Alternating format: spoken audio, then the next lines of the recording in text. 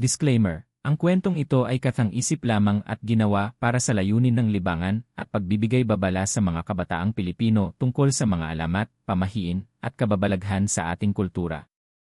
Bagamat may ilang bahagi na hango sa mga tunay na paniniwala o karanasan ng ilan, hindi layunin ng kwentong ito na manakot, manirang puri, o magpakalat ng takot.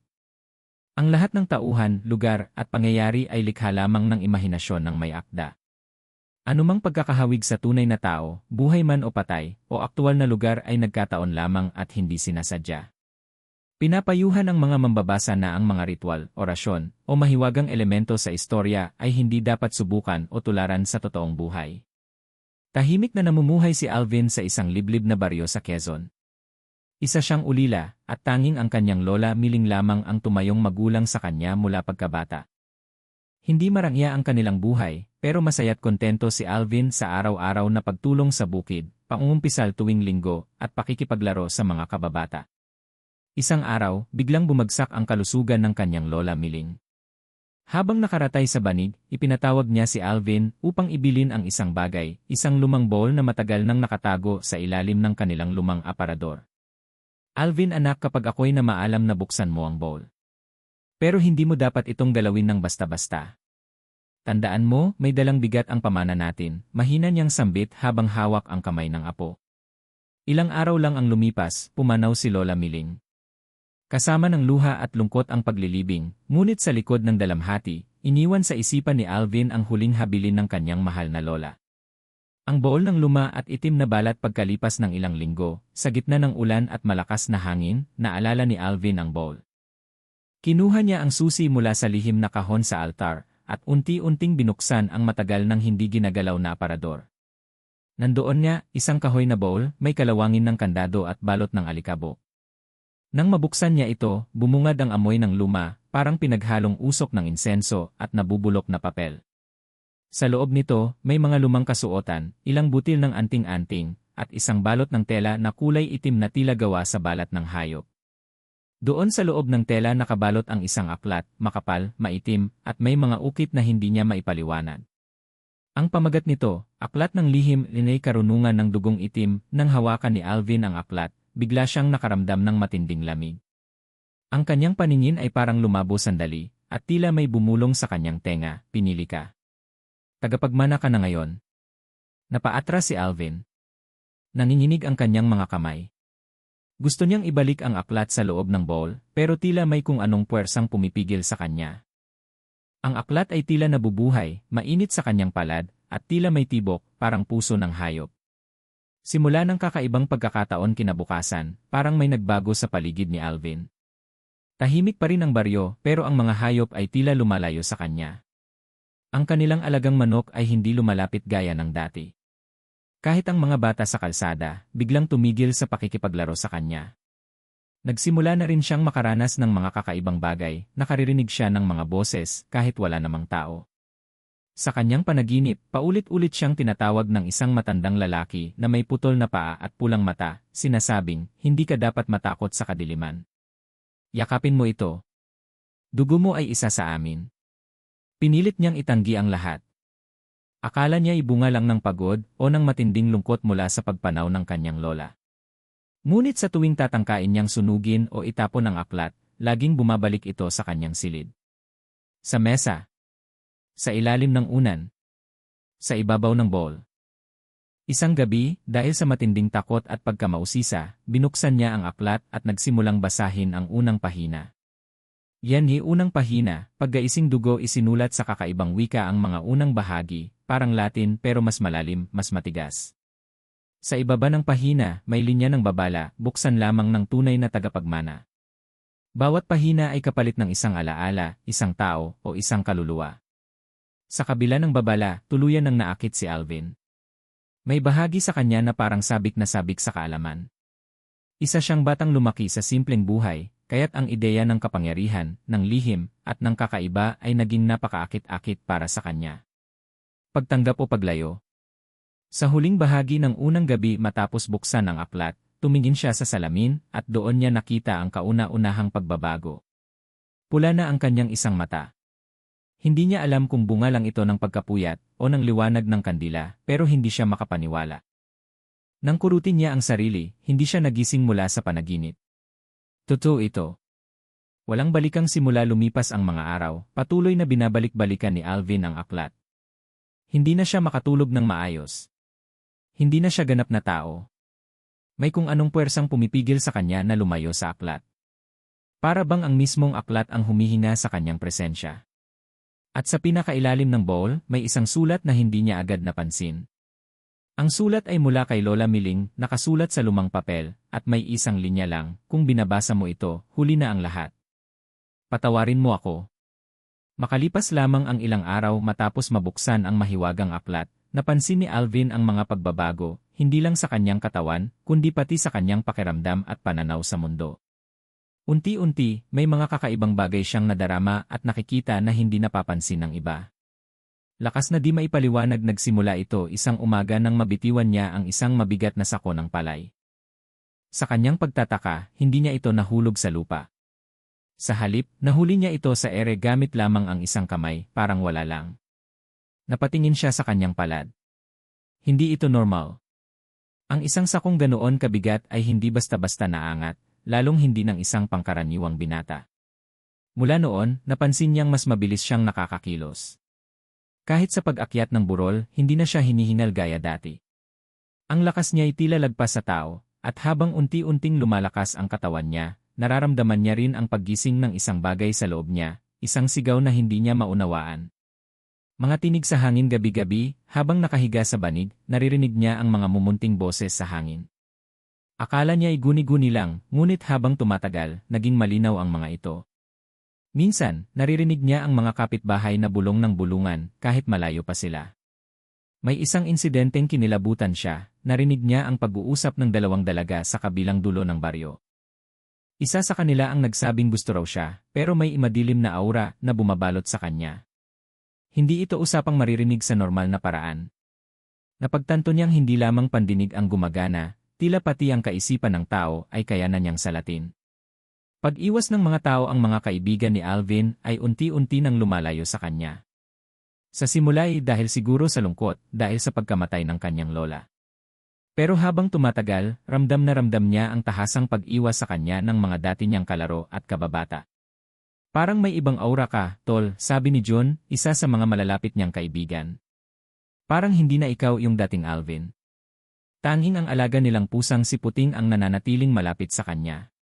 Ngunit isang gabi, nakita niyang sugatan ito, may malalalim na kalmot sa katawan, at tila binantayan ng mga uwak sa puno malapit sa bahay nila. Namatay si Puting kinabukasan. Bangungot na paulit-ulit simula nang mabuksan ang aklat, gabi-gabi na siyang binabagabag ng mga panaginip na tila hindi lang basta guni-guni kundi mga paalala ng isang kasaysayang hindi niya alam na bahagi siya. Sa panaginip palagi siyang nasa gitna ng isang kabubatan. May mga nilalang na hindi maipinta ng isip, putol ang mga bahagi ng katawan, nakapilipit ang mga galamay, at may pulang apoy sa mata. Tila sinusubukan nilang abutin siya, yakapin, hilahin pabalik sa isang madilim na altar. Isang matandang lalaki na may kapa ng itim at gintong sinulid ang palaging nagsasalita, ang dugo mo ay karugtong ng amin. Hindi mo ito matatakasan. Ikaw ang huling tagapagmana. Pagkawala ng liwanag ang pinakamalalang pagbabago ay ang reaksyon ng katawan niya sa liwanag. Dati, sanay si Alvin sa araw. Pero ngayon, kahit mahinang sikat ng araw lang ay nagbibigay na ng matinding sakit sa kanyang balat. Para bang sinusunog siya ng araw. Napilitan siyang lumabas tuwing dapit hapon o gabi. Nagsimula na siyang umiwas sa simbahan, sa mga krus, at sa mga anting-anting na suot ng matatanda. Isang araw, habang dumaraan siya sa tapat ng simbahan, bigla siyang nahilo at bumagsak sa lupa. Para bang may humila sa kaluluwa niya palabas ng kanyang katawan. Pagdalaw ng itim na ibon mula sa araw na yon, nagsimulang dumalaw gabi-gabi ang isang itim na uwak sa bubungan ng kanilang bahay. Hindi ito pangkaraniwan, ang uwak ay tinitingala ang kanyang bintana habang tumitilaok ng paos at mababang tunog.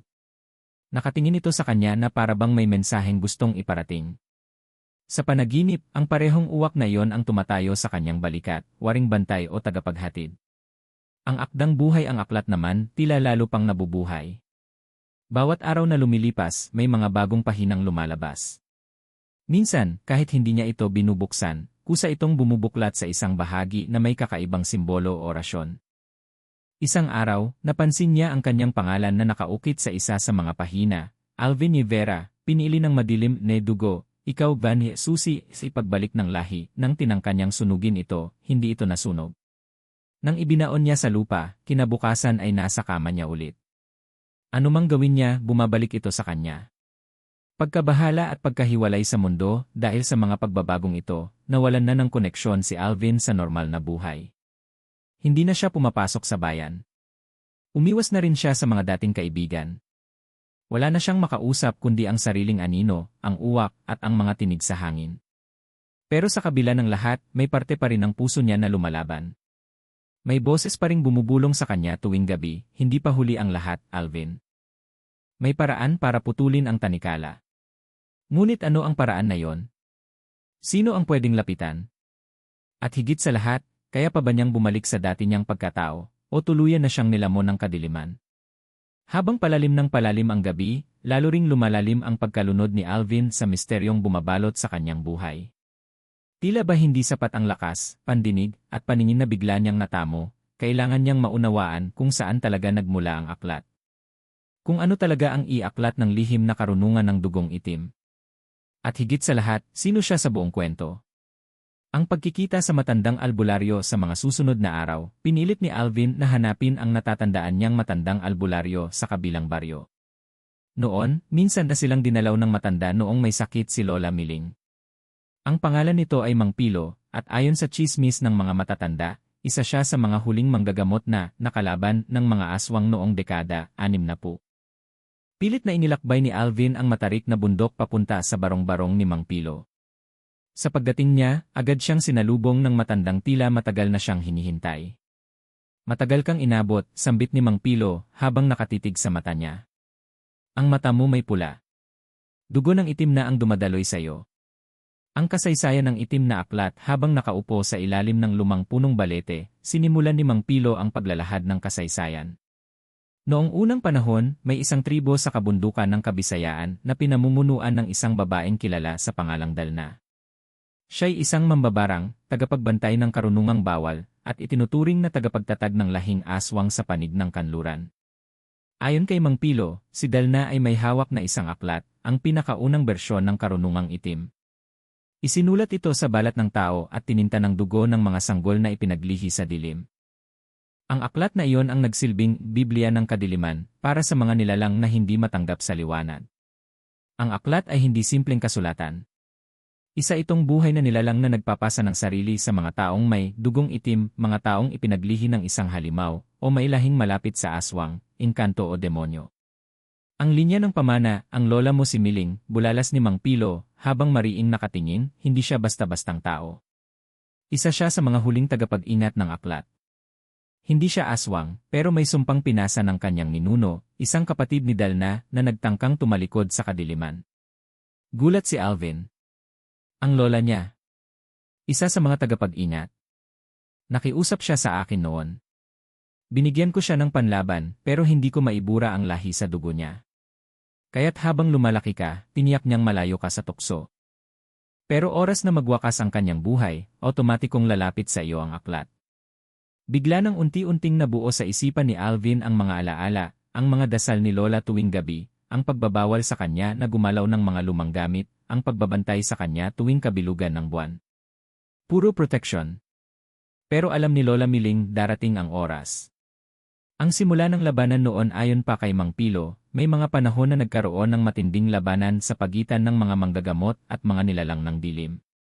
Sa kasagsagan ng dekada 60 hanggang 80, maraming aswang at mangkukulam ang nawasak, pero ang mga may hawak ng aklat ay hindi madaling matalo. Ang bawat aklat ay may sariling tagapagtanggol, nilalang na isinilang mula sa mga orasyon at ritual mismo ng karunungang itim. Isa si Mang Pilo sa mga sumira sa 3 kopya ng aklat sa iba't ibang bahagi ng Visayas. Ngunit ang aklat na nakuha ni Alvin, iyon ang huling natirang buo. At ang pagkakapasok nito sa pamilya niya. Hindi aksidente. Ang sumpa ng tagapagmana, ang aklat ay hindi basta pinipili ang sinuman. Isa lang ang pinipili sa bawat henerasyon. At kapag tinanggap mo ito, hindi mo na ito kayang iwan, maliban na lang kung ibibigay mo ang buhay mo kapalit, seryosong sabi ni Mang Pilo. May napakalaking kabigatan sa salitang iyon. Ibig bang sabihin ay wala na siyang ligtas? Hindi na siya makakatakas sa sumpang ito. Hindi mo kailangang maging halimaw, dagdag ni Mang Pilo. Pero kung hindi mo lalabanan, kusa kang makakain ng dilim. Ang bawat pagbuklat ng pahina ay isang hakbang palayo sa liwanag. Isang huling babala bago siya umalis, binigyan siya ni Mang Pilo ng isang anting-anting na may ukit na sinaunang baybayin. Sinabi nitong iyon lang ang panandaliang panangga sa aklat kapag sinusubukan nitong kunin ang kanyang isip o katawan. At kapag dumating ang oras na magsimulang humiling ang aklat ng alay, pumunta ka sa gubat ng limot sa ika-7 buwan. Doon natin tatapusin ito. Nagpaalam si Alvin na may mabigat na damdamin. Sa kanyang paglalakad pa uwi, dala niya ang mas mabigat na kaalaman. Hindi lang siya basta tagapagmana ng kakaibang libro, isa siyang bahagi ng isang sumpa na ilang henerasyon nang nagpapatuloy. At ngayon siya na ang sentro nito. Pagkatapos ng pag-uusap kay Mang Pilo, mas lalong hindi mapakali si Alvin. Bitbit ang anting-anting na ibinigay ng albularyo, agad siyang umuwi. Ngunit pagsapit ng hating gabi, isang hindi inaasahang pangyayari ang muling gumising sa kanya nang marinig niya ang tunog ng pagkaluskos sa loob ng bahay. Hindi lang basta kaluskos ng daga o bubong. Parang may naglalakad sa kahoy na sahig at nang dumungaw siya sa kanyang silid, nakita niya ito, ang aklat, nakabukas na naman. Ang pahina ng mga habilin lumapit si Alvin sa mesa, unti-unting nauupos ang lampara. Sa gitna ng dilim, ang aklat ay muling bumuklat sa isang pahina na ngayon lang niya nakita. Hindi ito sulat kamay tulad ng iba. Ito ay tila inukit, gamit ang kutsilyo o kuko, at may bahid pa ng tuyong dugo. Sa itaas ng pahina, nababasa niya ang pamagat, Denjele, habilin ng dugong itim, sa ilalim nito ay mga utos, gabay, at panuntunan para sa tagapagmana ng karunungan. Mabigat ang bawat titik, parang humihigop ng diwa sa tuwing binabasa niya ito, hindi ka na makakatanggi. Ang pagkagising ng aklat ay panibagong siklo ng pagbubuhay sa lahi. Bawat pahina ay kapalit ng alaala ng isang mahal sa buhay. Hindi mo pwedeng sunugin, ibaon, o iwanan ang aklat sapagkat bahagi mo na ito. Ang kaluluwa mo ay magiging silid nito. Nanginginig si Alvin sa pagbabasa. Lalo na nang makarating siya sa huling linya, kung ikaw ay tumiwalag, ikaw ay lulunurin sa bangungot at ipapamana ang lagim sa susunod mong anak. Mga sumpa ng aklat sa susunod na pahina, isang mansa ng itim na dugo ang biglang umagos sa papel.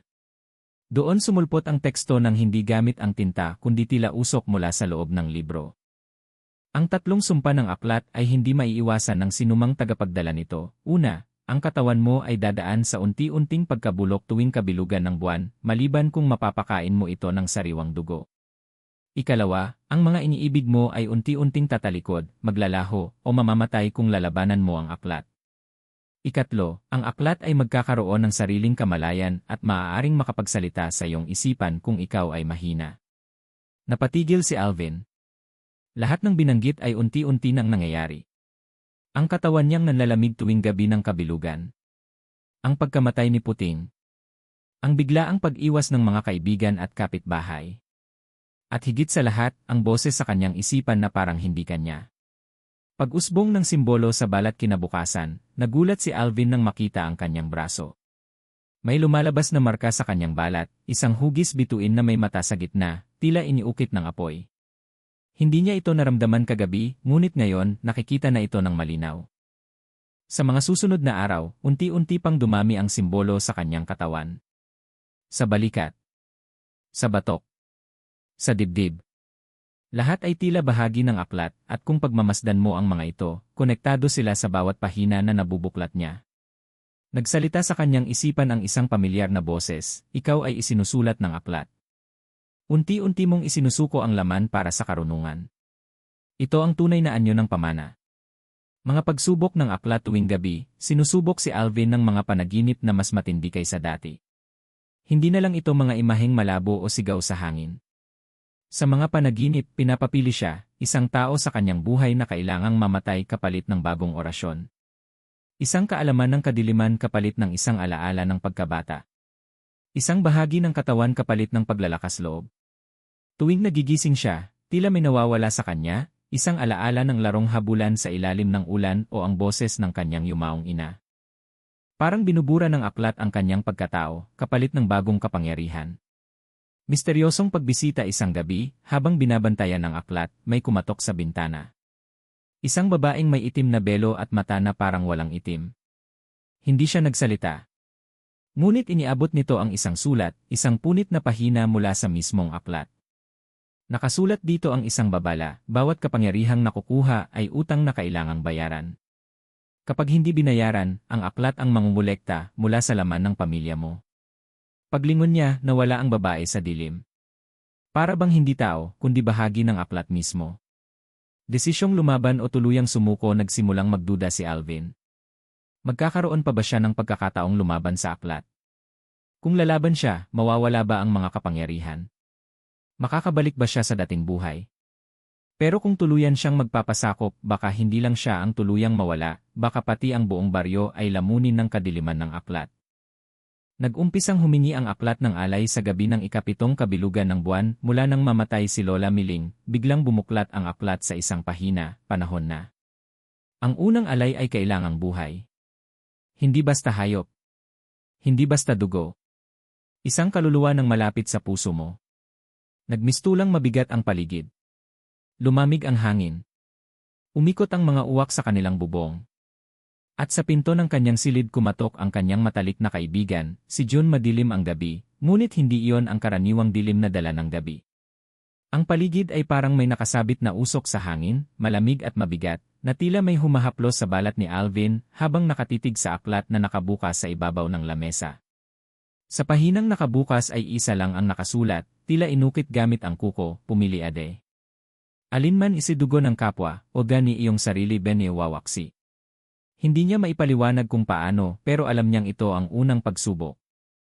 At kasabay ng pagdapo ng mga uwak sa bubong, may biglang kumatok sa pinto ng kanyang silid, 3 katok, mabagal pero malakas. Pagbukas niya ng pinto, naroon si June, ang kanyang matalik na kaibigan mula pagkabata. Pagdating ni June, si June ay bitbit ang isang bag na puno ng tinapay, delata, at ilang kandila. Parang ang lungkot mo na naman, bro. Dinalhan kita ng mga paborito mo, nakangiting sabi nito. Nabalitaan kong parang may kakaiba raw sa bahay nyo. May bali-balita rin sa labas na may nangyaring kababalaghan. Ngunit hindi makapagsalita si Alvin. Tila ba ang kanyang dila ay tinakluban ng takot, at ang kanyang dibdib ay pinipiga ng konsensya. Dumiretso si June sa sala, inilatag ang mga pagkain at naupo. Hindi nito alam na habang naglalakad siya, sinusundan siya ng mga mata ng aklat, ang aklat ay buhay na. Bawat kilos ni June ay tila sinusuri, hinuhusgahan, at inaamoy ng di nakikitang enerhiya. At sa puntong iyon, nagsimula ng bumuo ng desisyon ang aklat. Pag-usbong ng mga simbolo, habang tahimik na kumakain si June at pilit na kinakausap si Alvin, unti-unting nanikip ang dibdib ng huli. Sa kanyang kaliwang braso ay unti-unting lumalabas ang pulang simbolo, isang bilog na may mga sungay, tanda ng alay. Nang hawakan niya ito, mainit, parang nakaukit gamit ang nagbabagang bakal. Bumukas ang libro. Muli. Walang hangin. Walang tao. Kusang bumukas at nagsimulang maglabas ng usok. Bata ka pa lang, siya na ang kaibigan mong tunay. Kaya siya ang dapat. Tinig iyon. Hindi na lang basta isipan ni Alvin. Ang aklat mismo nagsasalita na. Ang paglalaban ng kalooban mabilis ang pintig ng puso ni Alvin. Alam niyang ito ang hinihintay ng aklat, ang una nitong inaalay. Ngunit kaya ba niya? Hindi. Impossible. Pero kasabay ng pagtanggi ng kanyang isipan ay ang paglalim ng gutom sa kanyang kalamnan. Isang uri ng gutom na hindi kayang punuin ng tinapay o sabaw. Gutom na tila galing sa kaibuturan ng kanyang buto, isang gutom na ang tanging lunas ay dugo. Dugo ng malapit sa kanya. Lumapit siya sa bintana. Huminga ng malalim. Ngunit pagsilip niya sa salamin, hindi na siya ang nakikita niya. May tila aninong aswang sa likod ng kanyang mata, nakangisi, may mahahabang kuko, at nag-aabang. Paglapit sa kaibigan tumayo si Alvin at dahan-dahang lumapit kay John, bitbit ang kutsilyo na kanina pa niya pinaglalaruan, na kunwari panghiwa lang ng tinapay. Hindi ito napansin ni John dahil abala ito sa pagkukwento. Naalala mo ba nung naglaro tayo sa punso at napalo ka ng tatay mo? Pero hindi mo ako isinumbong kahit kasalanan ko, natatawang sabi ni John, ngunit sa halip ng umiti, tahimik na napalunok si Alvin. Ang usok mula sa aklat ay unti-unting gumapang sa ilalim ng lamesa. Lumalapit ito sa paa ni John. At mula sa sahig, tila may maliit na kamay na lumalabas, itim, balingkinitan, may mga kuko. Pagsiklab ng konsensya, Alvin, bro. Ayos ka lang ba? Sa tanong ni John, tila biglang bumalik ang ulirat ni Alvin. Mabilis niyang initsa ang kutsilyo sa malayo. Umalis ka na, John, nanginginig niyang sabi. Ngayon na. Umalis ka na bago pero huli na. Naramdaman ni John ang malamig na hangin. Nakita niya ang bukas na aklat na bumubuga ng itim na usok. At sa isang iglap, tumilapon ang lahat ng gamit sa mesa. Anong? Alvin, ano to? Nagsimulang gumapang ang mga anino sa dingding. Ang paligid ay nagdilim, parang tinakpan ng belo. Ang bahay ay nagmistulang altar ng kadiliman. At mula sa aklat ay bumangon ang unang nilalang, isang nilikha ng kanyang imahinasyon at takot, ang babaeng may maraming mukha, lumulutang at umiiyak habang tumatawa. Pagliligtas ni Alvin, hindi ko papayagan, sigaw ni Alvin. Hinablot niya ang anting-anting na ibinigay ni Mang Pilo at ipinagduldulan sa ibabaw ng aklat. Agad itong nagliyab. Sumigaw ang anino mula sa libro at tila umatras. Ngunit sa bawat segundo ng paglalaban, may parte sa katawan ni Alvin ang nasusunog, tanda ng pagbabayad ng sariling lakas. Kinuha niya si John at isinugod palabas ng bahay. Halos di na siya makalakad at parang binubunot ang kanyang bituka habang papalayo sa aklat. Sa dulo ng daan, nagliyab ang bubong ng bahay, hindi ng apoy kundi ng itim na liwanag, isang uri ng usok na may anyo ng apoy ngunit walang init, puro galit. Matagumpay ba o pansamantala? Nakalayo sila. Nakarating sa bahay ni na June ngunit bago pa makapagsalita si Alvin, nahimatay siya. Sa kanyang panaginip, muling narinig niya ang boses ng aklat, isa kang duwag. Hindi mo binigyan ng alay ang kadiliman. Kaya't ikaw ang ibubuwis. At sa susunod hindi na lang ang iyong katawan ang kukunin. Sa pagtanaw ng unang pagkatalo pagkagising niya, may sugat na siya sa dibdib, at ang kanyang balikat ay may bakas ng kagat ng isang hindi pangkaraniwang nilalang. Hindi ito normal na sugat. Ito ay marka. Tanda ng kanyang unang pagtanggi. At tanda ng unang galit ng aklat. Matapos ang insidente ng unang alay na tinanggihan ni Alvin, nagsimula nang bumilis ang pagbabago sa kanyang paligid, at higit sa lahat, sa kanyang sarili. Ang aklat ay hindi na tahimik na tagamasid. Ito ay isang buhay na nilalang, may isip, damdamin at layunin. Hindi na lamang ito aklat, ito ay portal. Panaginip o katotohanan. Sa mga sumunod na gabi, hindi na siya makatulog ng maayos. Sa tuwing pipikit siya, naroon ang dilim, at sa dilim ay naroon ang mga nilalang, hindi tao, hindi hayop, kundi mga anyong hinubog sa takot, galit, at kasakiman. Isang gabi, sa gitna ng kanyang panaginip, may lumapit sa kanya. Isang nilalang na hindi katulad ng iba. Hindi ito pangit. Hindi ito nakakatakot. Isa itong babaeng may maputing balat, may mahabang buhok na abot sa lupa, at mata na kulay ginto. Hindi ako kaaway, wika ng babae. Ako si Ilaya, dating tagapagdala ng aklat. Dati ring tao. At ngayon multo ng mga nakatali sa sumpa. Si Ilaya, ang gabay mula sa nakaraan, ipinaliwanag ni Ilaya na maraming gaya ni Alvin ang nabitag ng mahiwagang aklat. Lahat sila ay pinamana ng lahing may kaugnayan sa itim na karunungan, mga aswang, mambabarang, mangkukulam, at mga tagapag-ingat ng kaalaman sa pagitan ng mundo ng tao at mundo ng di makita. Nagsimula ang lahat sa kagustuhan ng karunungan. Pero lahat ng natutunan ay may kaukulang kabayaran, sabi ni Ilaya. Tinuruan siya ni Ilaya ng mga salitang pangontra, mga orasyon para sa panandaliang pagharang ng mga nilalang mula sa aklat, ngunit hindi permanente. Kailangan niyang matutunan ito bago muling bumukas ang isa pang pahina ng paghuhusga. Pagkagising, may bago na naman pagmulat ng kanyang mata, nakita niya ang sarili sa isang lumang kuweba. Hindi niya alam kung panaginip o hindi. Ngunit sa kanyang harapan ay nakasulat sa pader ng bato, narito ang mga pangalan ng mga nilalang ng aklat. Kilalanin mo sila. Sapagkat darating ang panahon ikaw ang tatawag sa kanila. Isa, Alonsina, ang babaeng may maraming mukha. Sinisimbolo niya ang pagkalito. Siya ang nagpapabago ng alaala ng sinuman upang hindi mo na matukoy kung ano ang totoo. Ginagamit siya ng aklat para baluktutin ang katotohanan. Dalawa, Balugnaw, isang nilalang na binubuo ng usok. Siya ang tagapagdala ng takot sa gabi. Pumapasok siya sa katawan ng mga natutulog at nagiging dahilan ng matinding bangungot, minsang nagdudulot ng pagkamatay. 3. Tiwali, isang aswang na may kakayahang pumasok sa anino ng tao. Kumikilos siya kapag hindi ka nakatingin. Biktima niya ang mga walang tiwala sa sarili sapagkat doon siya lumalakas. 4. Angkan na ilagan, isang pamilya ng mga nilalang na anyong bata, ngunit may edad ng 1,000 taon. Tumutulong sila sa aklat sa pangangalap ng alay. Madalas silang makitang naglalaro sa paligid, lalo na kapag may mamatay. Ang pahina ng bawal na karunungan sa susunod na gabi, biglang bumukas ang aklat sa isang bahagi na hindi pa niya nababasa, pahina ng bawal na karunungan. Sa bawat linyang nakasulat doon ay isang kaalaman, ngunit may kapalit.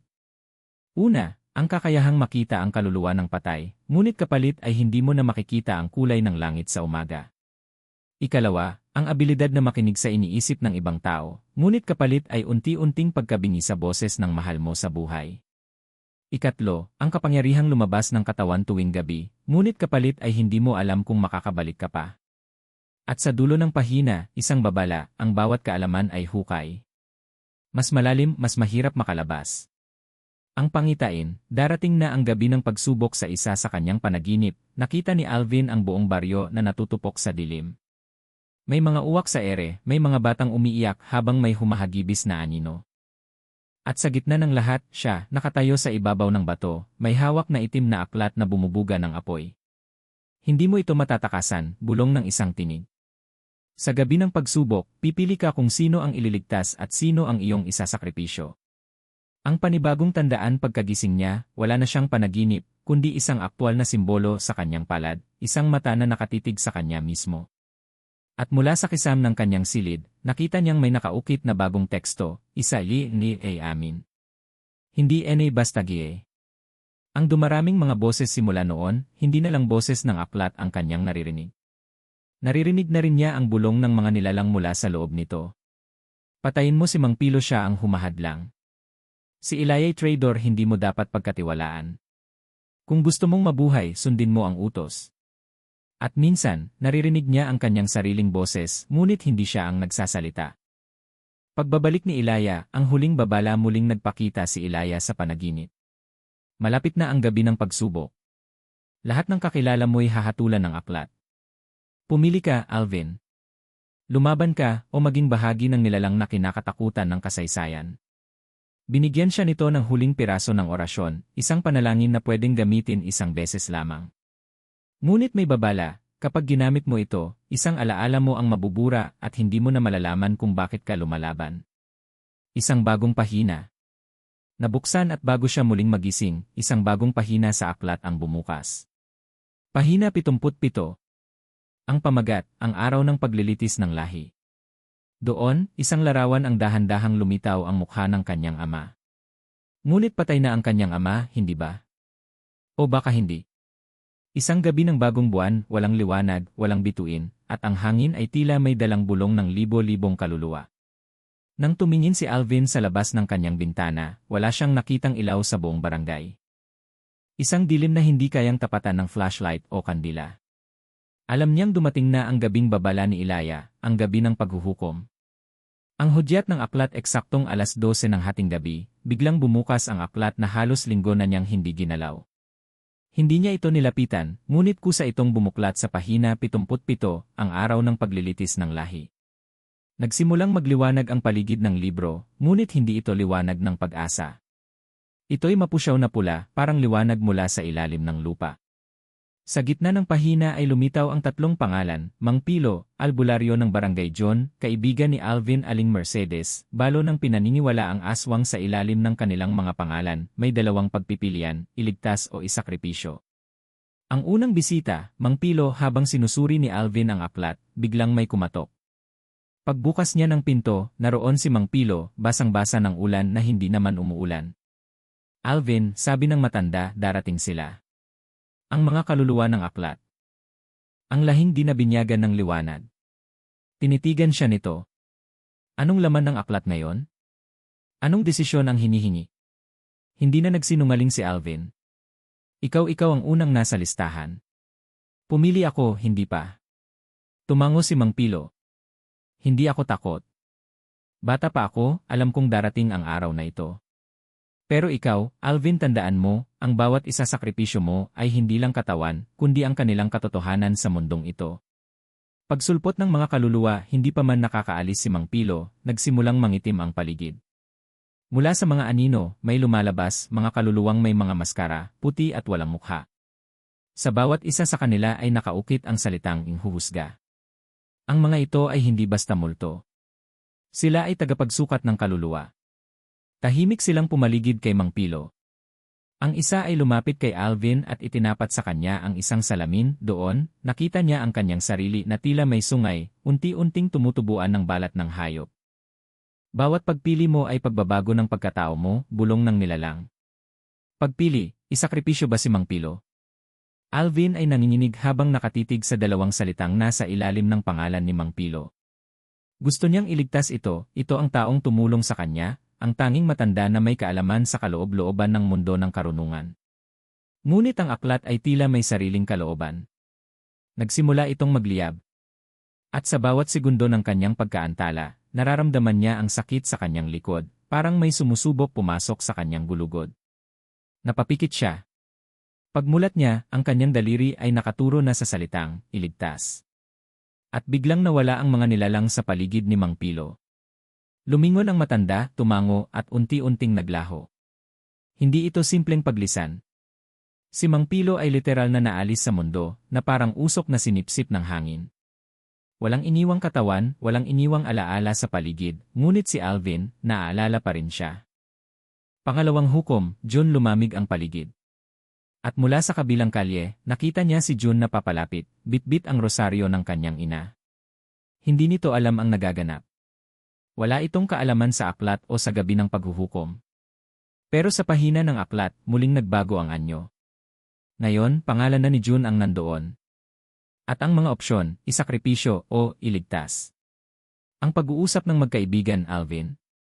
Okay ka lang ba? Tanong ni June, ngunit iba na si Alvin ngayon. Nakikita niya ang mga aninong nakapaligid kay John, mga nilalang ng aklat na pilit sinusukat ang kanyang damdamin. Bro, may mga tanong lang ako. Kung halimbawang may paraan para mailigtas ka, pero kapalit ay ako, pipiliin mo ba? Tanong ni Alvin, habang naglalaro sa kamay ang isang pahinang pinunit mula sa aklat.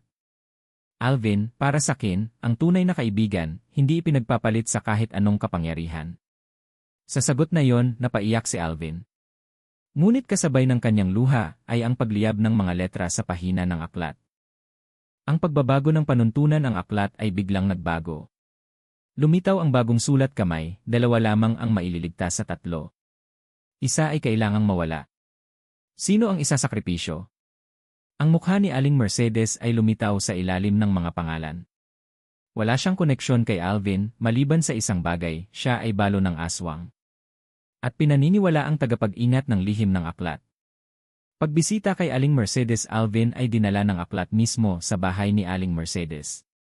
Nandoon ang matanda, tahimik, nakaupo sa isang sulok, tila inaasahan na ang kanyang kapalaran. Batang Alvin, anito, matagal ko nang alam na darating ang araw na ikaw ang hahawak sa desisyon. Bago mo ako hatulan, hayaan mong ituro ko sa iyo ang huling pahina ng aklat. Lumapit siya. Binuksan ang aklat sa isang lihim na bulsa sa likod ng pabalat. Naroon ang isang pahina na hindi pa kailanman bumukas. At doon ay may sulat ng sariling ama ni Alvin, anak, kung binabasa mo ito, hindi mo na ako kilala. Pero ako ang unang tumanggi sa aklat. At ako ang binura ng mundo. Ngunit pinili kong iligtas ka. Ngayon, nasa kamay mo na kung sino ang karapat-dapat manatili. Ang huling hatol sa gabi ng paghuhukom, 3 pangalan. Isang sakripisyo. 2 maliligtas. Habang umiikot ang mga nilalang sa kanya, habang binubulungan siya ng aklat, habang kumakapal ang usok sa kanyang paligid, dahan-dahan niyang isinulat sa pahina ang salitang isakripisyo sa tabi ng isang pangalan. At sa sandaling iyon, sumigaw ang buong barangay ng sabay-sabay, isang hiyaw na puno ng takot, galit, at kalungkutan. Ang napiling pangalan ay ang kanyang kamay ay nanginginig habang sinusulat ang huling hatol. Sa mga mata ni Alvin, bumigat ang tinta ng panulat, at ang bawat letra ay tila nagsisigaw ng pagdududa. Sa mismong sandali ng pagsusulat ng salitang isakripisyo, tila tumigil ang oras. Ang pangalan sa tabi ng hatol na iyon ay Aling Mercedes. Ang pagguho ng lumang kaayusan sa sandaling natapos ni Alvin ang pagsulat, biglang lumindol. Hindi ordinaryong pagyanig, parang may bumukas na malaking lagusan sa ilalim ng lupa. Mula sa paligid ng bahay ni Aling Mercedes, sumirit ang itim na usok. Ang matanda ay hindi nagsalita, hindi sumigaw. Tumingin lamang ito kay Alvin at mumiti. Sa wakas, tapos na ang siklo. Ang aklat ay may bagong tagapangalaga. Sa huling paghina ni Aling Mercedes, lumabas mula sa kanyang bibig ang isang sinag ng liwanag na agad sumanib sa mismong katawan ni Alvin. Ang tunay na laman ng aklat ay muling bumukas, ngayon sa pinakahuling pahina, ang tinatawag na pahina ng pagpapasya.